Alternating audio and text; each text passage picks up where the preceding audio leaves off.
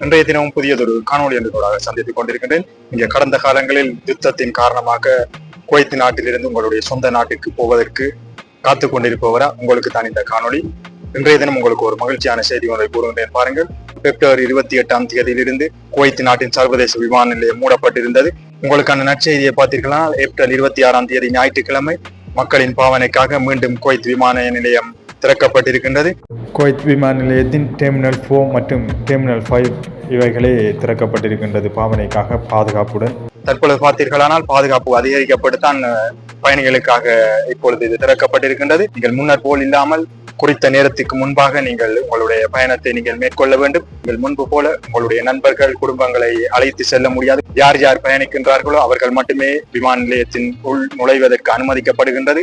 இருப்பினும் தற்பொழுதுள்ள சூழ்நிலையில் பார்த்தீர்களானால் பாதுகாப்பு அதிகமாக இருக்கின்றது. எனவே நீங்கள் வீணாக கண்ட இடங்களில் இந்த வீடியோ போட்டோக்கள் எடுப்பதை மற்றும் அதனை பதிவிடுவதை தவிர்த்துக் கொள்ளுங்கள். எனவே நீங்கள் பிப்ரவரி 28ஆம் தேதிக்கு பின்னர் நீங்கள் உங்களுடைய நாட்டுக்கு செல்வதற்காக மிகவும் ஆவலுடன் காத்துக் கொண்டிருந்தவராக இருந்தால் இந்த செய்தியானது உங்களுக்கு மிகவும் மகிழ்ச்சியாக இருக்கும் என்று நம்புகின்றேன். அது மட்டுமல்லாமல் உங்களுடைய நண்பர்கள் குவைத்தில் இருந்து கொண்டிருந்தால் அவர்களுக்கு இந்த செய்தியை தெரியப்படுத்திக் கொள்ளுங்கள். மீண்டும் இது போன்ற ஒரு காணொலி உங்களை சந்திக்கும் வரை விடைபெற்றுக் கொள்கின்றேன். நன்றி, வணக்கம்.